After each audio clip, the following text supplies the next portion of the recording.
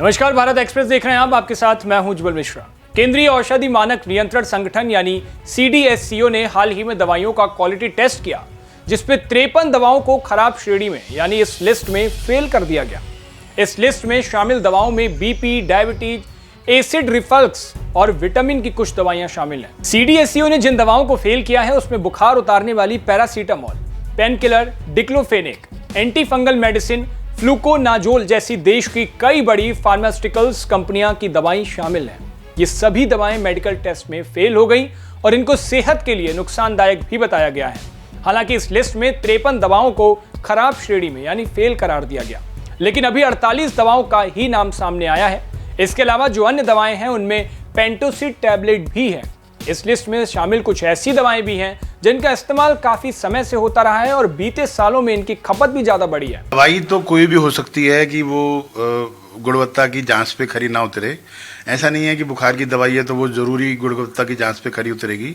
दवाई महंगी भी हो सकती है, सस्ती भी हो सकती है। मानो पैरासीटामोल एक सस्ती दवाई है, पर मेन वो प्रोसेस वही है कि जहाँ से दवाई बन के आ रही है, जिस प्रक्रिया से दवाई बन के आ रही है, तो उसकी प्रोसेस की जांच हो और जहाँ से आ रही है, जिस भी कंपनी से आ रही है, उसकी जांच हो कि ये बायोअवेलेबिलिटी या जो दवाई की मात्रा उसमें होनी चाहिए वो कम क्यों है, ताकि ये जगह जगह पे गुणवत्ता की जाँच के जो वो सैंपल्स लें और उस सैंपल के जरिए कंपनी भी सतर्क हो और बनाने वाले भी सतर्क हों और बार बार ये गुणवत्ता उसकी मरीज को मतलब पूरी बायोअवेलेबिलिटी मिले, ताकि बीमारी में हमें भी इलाज करने में सहायता मिले। जिन दवाओं को टेस्ट में फेल कर दिया गया है उनके नाम हम आपको बता रहे हैं। उसमें है पैरासीटामोल, विटामिन, शुगर और ब्लड प्रेशर की दवाइयों के अलावा एंटीबायोटिक्स भी क्वालिटी टेस्ट में फेल हो गई। कैल्शियम और vitamin D3 supplements, anti diabetes की गोलियां और हाई ब्लड प्रेशर की दवाएं भी इस लिस्ट में शामिल हैं। जानकार इस मामले संस्था पर ही सवाल उठा रहे हैं जो दवाइयों की सैंपलिंग करती है। आपको कुछ दवाइयों के नाम बता देते हैं जिनको फेल करार दिया गया है।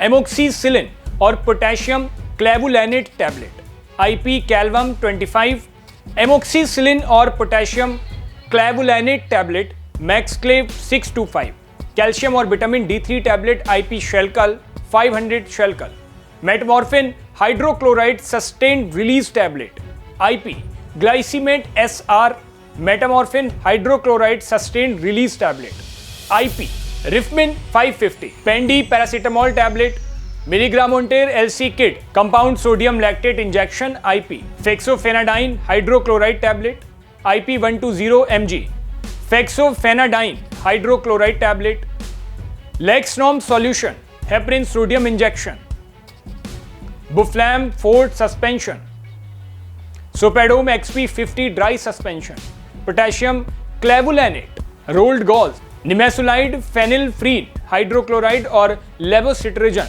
डाइहाइक्लोराइड टैबलेट। शेल्कम और परमोसिल इंजेक्शन जिनका इस्तेमाल हाई BP के लिए किया जाता है वो भी इस टेस्ट में फेल हुई हैं। इसके अलावा कैल्शियम और विटामिन D की कुछ दवाएं इस टेस्ट में पास नहीं हो पाई। सबसे बड़ी बात तो पहले ये समझना होगा कि हमारे लिए बहुत ही एक दुखद बात है कि समय समय पर चाहे WHO वाले या जो हमारी दवाइयाँ एक्सपोर्ट होती हैं उनके ऊपर या किसी न किसी समय पर ऐसे प्रश्न उठते रहते हैं भारत देश के अंदर बनने वाली दवाइयों की गुणवत्ता के ऊपर। पहली बार नहीं है, आप देखेंगे बार बार ये रहता है, पिछले इतने सालों से चल रहा है। और इनका डेफिनेटली अब जो ये नई रिपोर्ट आई है बड़ी चौंका देने वाली है, क्योंकि उसके अंदर कई दवाइयाँ जो बिल्कुल रेगुलर यूज़ की हैं, चाहे एंटीबायोटिक्स हैं, शुगर की हैं, ब्लड प्रेशर की हैं, एंटासिड्स हैं, ये सारी की सारी दवाइयाँ आम आदमी रेगुलर यूज़ करता है। कई दवाएं तो ऐसी ज़िंदगी भर यूज़ होती हैं। तो इनके अंदर अगर स्पूरियस हैं या नोट ऑफ क्वालिटी हैं, ये एक बहुत ही सोच का विषय है।